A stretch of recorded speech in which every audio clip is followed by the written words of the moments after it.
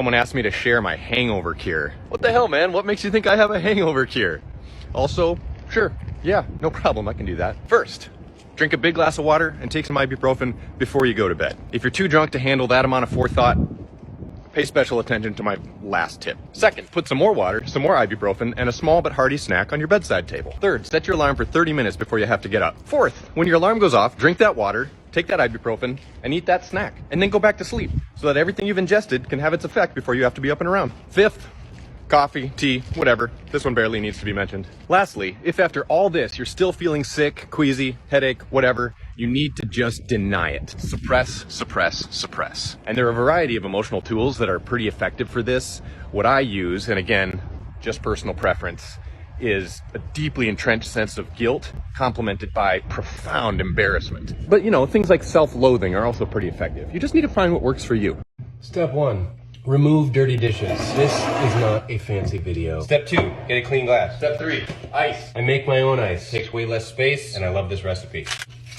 Step 4. Gin. Pour it on the ice. Do not measure it. When you measure it, it's too small. These huge Hendrix bottles prevent how much you pour, or prevent how fast you pour. It doesn't stop anything, it just makes it take longer.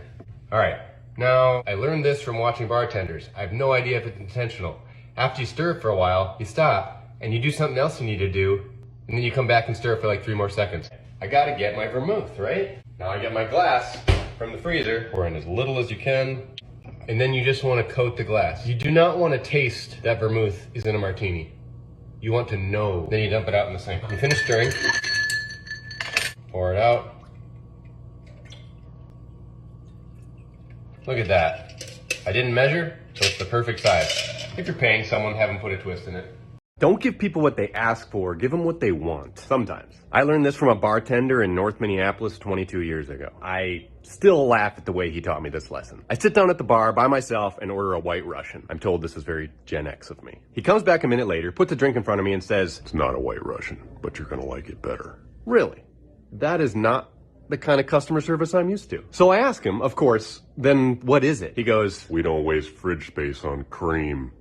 I use Bailey's instead. It's an iron butterfly." So instead of telling me, "Oh, we don't have the ingredients for your drink, what would you like instead?"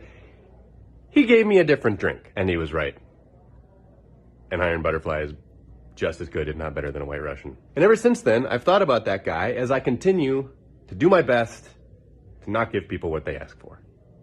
Here's how I take my martinis. Gin, very dry, stirred with a twist. Just 4 elements. Gin, I'm not even that picky what kind. Very dry, almost no vermouth. Stirred, because I didn't order a slushy here. And with a twist, because I love that lemony vibe. But I can't tell you how often I place that order and it comes back wrong. Actually, I can. I estimate it to be about 40% of the time. And there's only one consistent factor across all this failure. Me. I'm ordering it in a way that doesn't work. One time I got a dirty martini with a slice of lemon. So I came up with an absolutely brilliant way to solve this problem for myself. Business cards. I've only ordered business cards once in my life. I got a pack of 100 or something and I gave away 0. But these cards would actually be helpful. I'd hand it to the server and there would be complete clarity between us. But I've been informed that this would be even more pompous than the drink itself.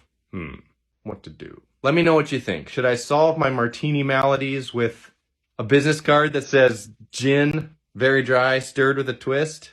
Abraham Piper Esquire. I made a video a couple days ago about my favorite kind of martini and how when I'm out at the bar, it often gets made wrong. Even though it's a straightforward order. Gin martini, very dry, stirred with a twist. No problem. Or is it? I got this comment. What? No. No, that's not, no. No. No. Yeah, can I have a Jack Daniels, please? No ice. Thanks. You want to hear a 3,000-year-old decision-making trick? Here's how to know that you have a good idea. This comes to us from the ancient Persians by way of Greek historian Herodotus. We all know that when we're drinking and we come up with an amazing idea, we just sit on it, right? You don't do anything about it, and you reconsider it when you're sober. That's obvious. What the ancient Persians did was the reverse as well. When you have an idea sober, reconsider it drunk. If it makes sense to you and stays exciting in both mental states, you got a winning decision on your hand. Today is my anniversary. 18 years When I told my daughter that earlier today, she goes, "That makes you sound old." And both my wife and I, in unison, responded, "Because we are." But that's beside the point. I only have a minute, so I'm just gonna tell you one thing I love about my wife. Last night, I made us martinis, and then I fell asleep before I finished mine. Woke up, saw half a drink on my dresser, and I was like, fuck. I wasted an ounce and a half perfectly good gin. But then I got home this afternoon, and look what was in the freezer.